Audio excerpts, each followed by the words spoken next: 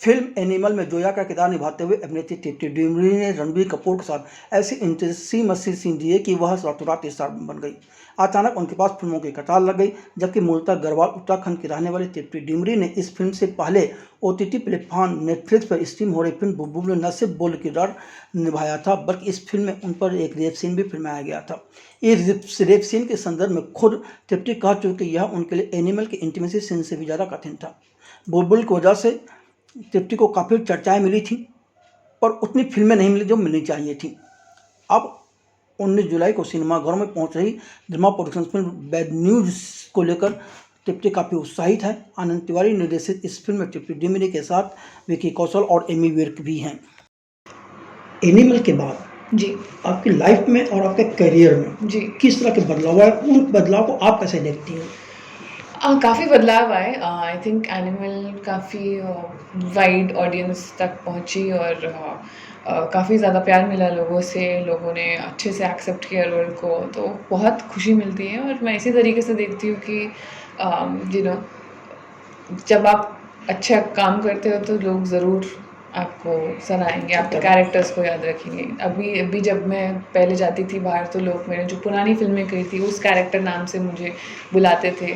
तो जो भी फ़िल्म मैं करती हूँ अब बाहर जाती हूँ तो लोग उस कैरेक्टर नाम से मुझे बुलाते हैं, तो वो खुशी मुझे बहुत मिलती है कि लोगों के दिमाग में वो चलो कैरेक्टर बैठा। और अब यही उम्मीद है कि अब बैड न्यूज़ कर रही हूँ और सलोनी मेरा नाम है फ़िल्म में, तो अब यही उम्मीद करती हूँ कि अब बाहर जाऊँ तो लोग सलोनी भी बोले मुझे। तो जब बैड न्यूज़ का ऑफर मिला जी तो आपको इस फिल्म की स्क्रिप्ट आपने पढ़ी होगी, जी तो किस बात ने आपको इंस्पायर किया कि फिल्म की जानी चाहिए?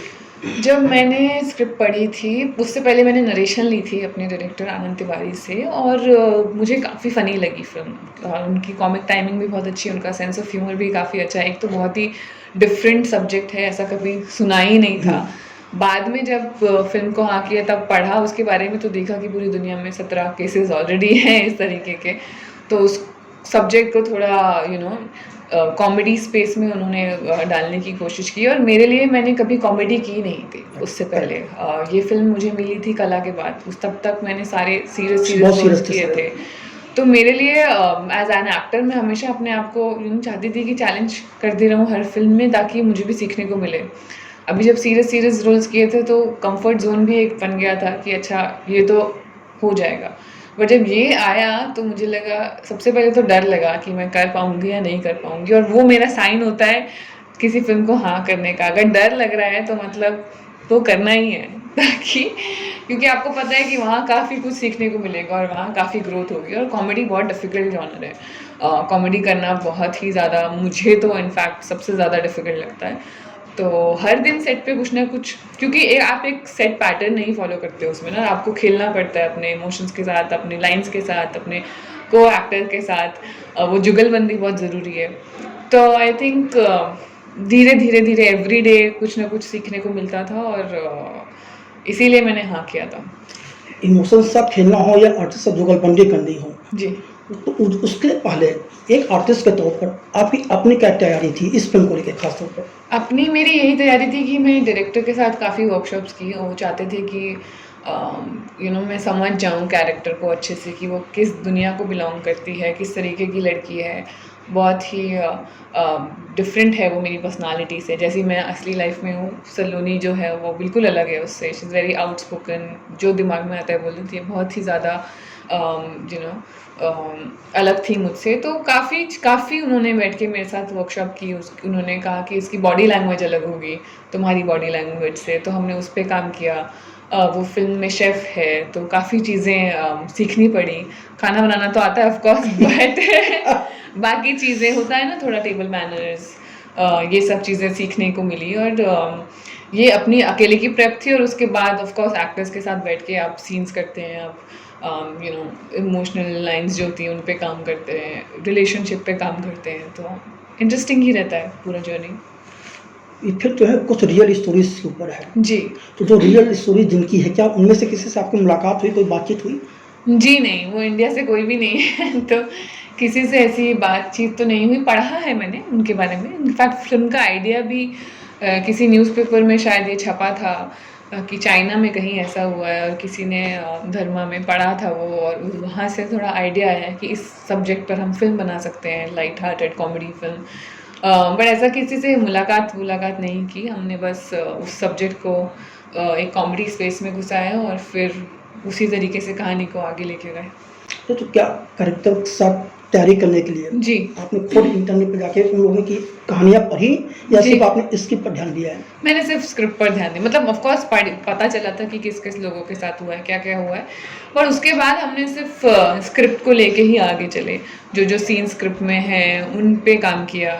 जो जर्नी है तीनों कैरेक्टर्स की, शुरुआत कहीं और से होती है और जब ख़त्म करते हैं तो उनको भी काफ़ी कुछ सीखने को मिलता है लाइफ में। उनकी भी काफ़ी गलतियाँ होती हैं जो वो एक्सेप्ट करते हैं टुवर्ड्स द एंड। उनकी भी एक जर्नी होती है, एज अ पर्सन वो ग्रो करते हैं, यू नो।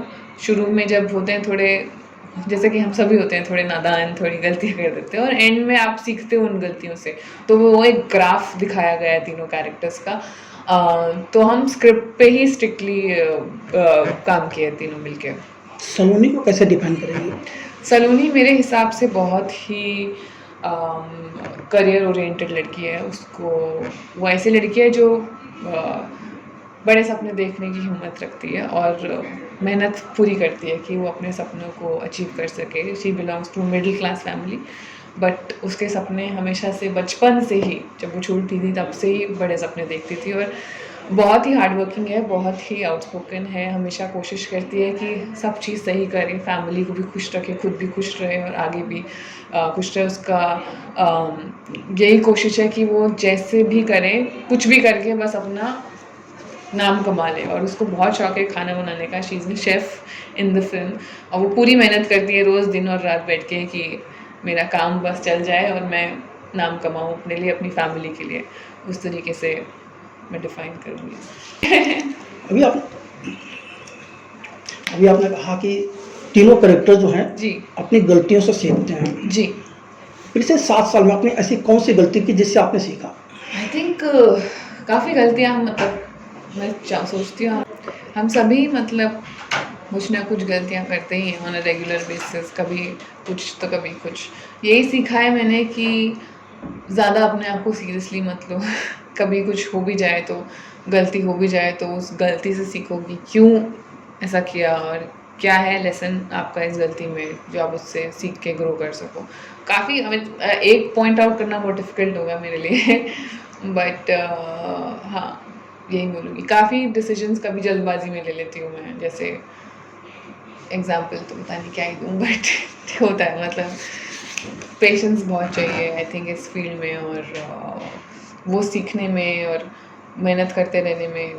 आई थिंक वही एक जर्नी है जो आपको सिखाती है, और बाकी तो चीज़ें होती रहती हैं। आप as you grow in life और as you grow in your career, आप सीखते रहे। हर स्टेज पे कोई ना कोई लेसन छुपा है आपके लिए आई थिंक एज एक्टर्स, और आगे भी होगा। आई मीन ऐसा नहीं बोलूँगी मैं कि आगे मैं कुछ गलत नहीं करूँगी या मुझसे कभी कुछ चूक नहीं होगी। मैं इंसान हूँ और बस ये है कि गलतियों को ज़्यादा सीरियसली लेके अपने आप पर भारी नहीं होना है।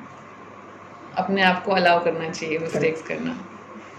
विक्की कौशल और अमी विर्क, इन दोनों के साथ काम करने के क्या एक्सपीरियंस रहे आपके? काफ़ी अच्छा एक्सपीरियंस था। दोनों बहुत ही सपोर्टिव एक्टर्स हैं, दोनों बहुत ही टैलेंटेड एक्टर्स हैं। जब मैं ऑलरेडी विक्की की बहुत बड़ी फ़ैन थी जब मुझे फ़िल्म ऑफ़र हुई, एंड मैं बहुत खुश हुई जब पता चला कि विक्की कौशल इस फ़िल्म में होने वाले हैं, क्योंकि मैंने उनका काम सारा देखा हुआ था पहले और मुझे बहुत ही अच्छे एक्टर लगते थे वो। और मुझे लगा था कि यार इनके साथ काम करना है एक बार, ताकि कुछ सीखने को भी मिले ना। जब आप अच्छे एक्टर्स के साथ काम करते हो तो आपको बहुत कुछ सीखने को मिलता है। तो वही था, जब मैं उन दोनों के साथ काम करती थी तो रोज़ उन दोनों की कॉमिक टाइमिंग बहुत अच्छी है। दोनों सीन्स को अच्छे से पढ़ के समझ के फिर जो पेपर पे है उससे ज़्यादा अच्छा बनाते हैं। तो मैं तो पेपर पे अटक जाती थी कभी पर ठीक है। तो वो है कि उनके साथ काम करने में काफ़ी सीखने को मिला, क्योंकि दोनों ही बहुत बहुत ज़्यादा टैलेंटेड हैं और बहुत ज़्यादा सपोर्टिव है। आई थिंक टैलेंट से ज़्यादा अच्छा इंसान होना बहुत ज़रूरी है, और दोनों में वो क्वालिटी है। आपको भी फिर इजी फील होता है जब आप एज अ न्यू कमर जाते हो किसी फिल्म में, तो आप रिलैक्स्ड होके जाते हो और आप सीन पे ध्यान दे पाते हो। वरना अगर आप नर्वस हो तो एक्टिंग तो फिर कहाँ ही होगी। सही बात। तो वो दोनों उस मामले में बहुत अच्छे थे। इनफैक्ट हमारे डायरेक्टर भी, हम लोग रोज़ सेट पे, it was like a family working together, तो उसमें बहुत सही रहा। एनिमल से पहले आपने जो फिल्में की, चाहे जी। कला हो या बुलबुल हो, वहाँ भी आपके कैरेक्टर काफ़ी अच्छे थे, जी। शब्द अच्छे थे, हुँ। लेकिन उन फिल्मों से आपको वो पुस्तक नहीं मिला जो एनिमल से मिला। जी। इसकी क्या वजह है, आपकी समझ में आई? मेरी वजह तो मुझे सिंपल यही लगती है कि जो हमारी कला थी और बुलबुल थी, वो एक पर्टिकुलर ऑडियंस के लिए थी, वो ज़्यादा लोगों तक पहुँची नहीं, और काफ़ी कम लोगों ने वो फ़िल्में देखी। बट जब एनिमल आया, एनिमल थिएट्रिकल थी, अब थिएटर्स की बात ही अलग है। जब मेरी लैला मजनू आई थी, उसके 6 साल बाद मेरी कोई फ़िल्म थिएटर्स पर आ रही थी, तो उससे ज़्यादा पॉपुलैरिटी मिलना तो मतलब वो होना ही था। अगर उससे पहले बैड न्यूज़ आता थी, जो उससे पहले शूट की थी हमने एनिमल से पहले, बट कुछ रीजंस की वजह से हम नहीं रिलीज़ कर पाए एनिमल से पहले, एनिमल पहले रिलीज़ हो गई। अगर ये फिल्म भी पहले आती तो शायद इससे ज़्यादा पॉपुलैरिटी मिलती मुझे बुलबुल और कला की जगह। तो आई थिंक थिएटर्स से हम एक वाइड ऑडियंस को रीच कर पाते हैं, जो कि इसीलिए तो आपको चाहते हैं कि आप वो हर फ्राइडे टू फ्राइडे आपकी फिल्म आए और बस लोग जाएं बड़े पर्दे पे देखने। और बड़े पर्दे का कमाल अलग होता है फील। फिल्में तो सब अच्छी होती हैं, जो मैंने सारी फिल्में की मुझे सबसे इक्वली प्यार है, बट जो बड़े पर्दे पर अपने आप को देखा और उसका इम्पैक्ट भी शायद ऑडियंस पर ज़्यादा पड़ता है। तो I think that is the reason. आपने कहीं कहा था कि बुलबुल का जो सीन था, रेप सीन, वो आपके लिए ज़्यादा कठिन था एनिमल के इंटीमेसी सीन से। जी। इसके पीछे क्या सोच है आपकी? जी, मैंने बुलबुल में जो सीन था वो डिफ़िकल्ट था। आई मीन किसी भी के लिए उस सिचुएशन में होना is not easy. I mean it's traumatic और सीन्स काफ़ी डिफ़िकल्ट थे। वो फ़िल्म ही काफ़ी सीरियस थी ना, आप देखा जाओ तो उस एक लड़की की पूरी जर्नी दिखाते हैं कि क्या-क्या होता है उसके साथ, उसकी फ़ैमिली में। और जब वो सीन हो रहा था तो obviously it was disturbing for me तो छोड़ो, फॉर एवरीबॉडी अराउंड। जितने भी लोग सेट पे थे सब बोल रहे, सब शांत थे, सब कोशिश कर रहे थे कि मैं एक अच्छे माइंडसेट में रहूँ, क्योंकि किसी ऑफ कोर्स कोई भी उस सिचुएशन में इन रियल लाइफ नहीं जाना चाहेगा, राइट?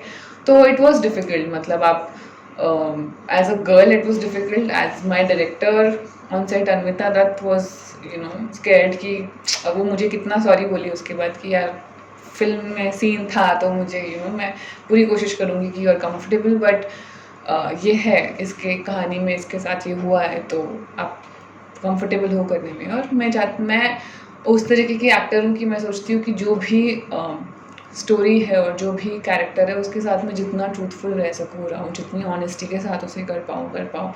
और अगर मैं बुलबुल में उस सीन को मना कर देती तो शायद वो फ़िल्म ही उस लेवल का इम्पैक्ट नहीं देती जिस लेवल का इम्पैक्ट उसने दिया। तो आई थिंक हर सीन ज़रूरी होता है। अब जब सीन ज़रूरी है सीन के लिए, तो आप जब एक्टर बनते हो तो आपका पहला, जैसे लॉयर एक शपथ लेता है और डॉक्टर एक शपथ लेता है, तो एक्टर्स को भी एज एन एक्टर मैंने भी ली थी कि यार जो भी करूँगी फुल ऑनेस्टी के साथ करूँगी और पूरा करूँगी जब तक मुझे पता है कि सही है। और there are people who take care of you, like मेरी डायरेक्टर थी अन्विता, वो हर 5 मिनट में मेरे पास आके, जो मेरा को एक्टर था राहुल, वो हर 5 मिनट में तुम ठीक हो, तुम ठीक हो। और सेम चीज़ एनिमल में भी हुई। मतलब it was a very contained space, सिर्फ 4 लोग थे सेट पे, और वो सीन भी आई थिंक ज़रूरी था फॉर द फिल्म। एंड जब कोई चीज़ फिल्म के लिए हो रही है तो I think as an actor I have no objections, and as long as you are comfortable, you are in a good space, happy space, everybody around you respects you, तो फिर प्रॉब्लम किधर है मुझे नहीं समझ आता।